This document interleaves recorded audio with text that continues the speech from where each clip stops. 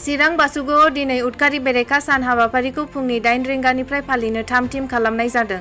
चिरां जिल्ला बासुगाव थानानि सिङाव थानाय गयबारि गामियाव दिनै जोहोलाव सोमब्ला बसुमतारिनि 25थि थैनाय सान लोगोसे उदखारि बेरेखा सान फालिनो लाहार-फाहार खालामनाय जादों।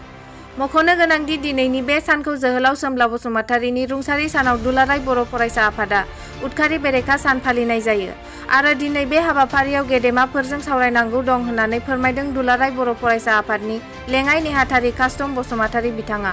लोगोसे आसामनि गिबि मन्थ्रि डक्टर हिमन्त बिश्व शर्मा लोगोसे बिटिसिनि गाहाय मावफुं सोद्रोमा मुस्रि प्रमद बर' बिथाङाबो नुजाफैगोन।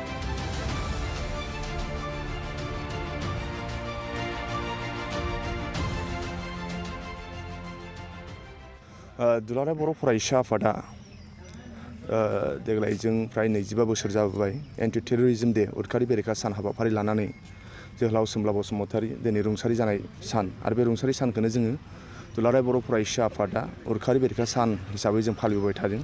देग्लाय फैयै फैयै जोंहा 25 बोसोर जाफैबाय आरो जों दुलाराय बर' फरायसा आफाद, चिरां जिल्ला दुलाराय बर' फरायसा आफाद आरो बासुगाव दख्रा दुलाराय बर' फरायसा आफादा जोहोलाव सोमब्ला बसुमतारिनि जि बासुगावनि सिङाव थानाय जि गयबारि बे जायगायाव जों बोसोरफ्रामबो फालिबोबाय थादों आरो दुलाराय बर' फरायसा आफादा आसामाव आरो जि जायगायाव बर' रायजो राजा दं दुलाराय बर' फरायसा आफादनि मावथि बिथांमोन दङ बे जायगायाव जोङो दिनैनि सानखौ उदखारि बेरेखा सान हाबाफारि खुंनो थाखाय जों बिथोन हरजोबदों।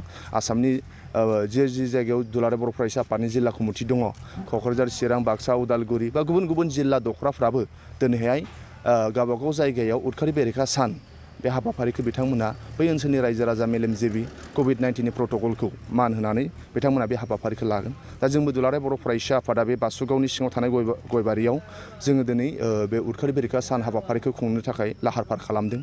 दा जोंहा फुंनि 8 रिंगानिफ्राय हाबाफारि बादियै जोंहा जागायगोन।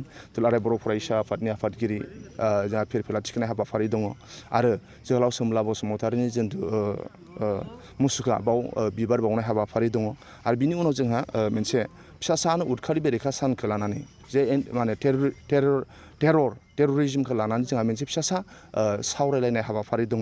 दा बाव जोङो दुलाराय बर' फरायसा आफाद हिसाबै माखासे जोंनि सानसुमै मेलेमजिबि लिरगिरि आरो एकाडेमिशियान बिथांमोनखौ जों बाव हांख्रायदों आरो बिथांमोना बाहागो लागोन होननानै जोङो मिजिंथिदों। बेजों लोगोसे दुलाराय बर' फरायसा आफादनि बारग' दैदेनगिरिफोर बिटिआरनि चिफ प्रमद बर' आरो आसामनिनो मन्थ्रि बिथांमोनखौबो हांख्रायदों आरो बेजों लोगोसे आसामनि मानगोनां चिफ मिनिस्टार हिमन्त बिश्व शर्मा बिथाङा फैगोन होननानै जोंनि दुलाराय बर' फरायसा आफादनि आफादगिरि गाहाय नेहाथारि बिथांमोननो मिथिहोदों।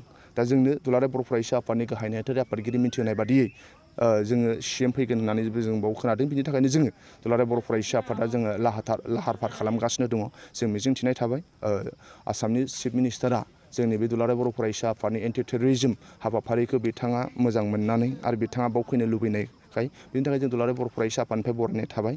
दा जोंहा जोंनि हाबाफारिया फुंनि 8 रिंगानिफ्राय जागायगोन आरो जों आसा खालामो मोजां जोंनि हाबाफारिया जोबगोन आरो मोजां जों खालामनो हागोन जों बेखौ मिजिंथिनाय थाबाय। गोजोन्थों।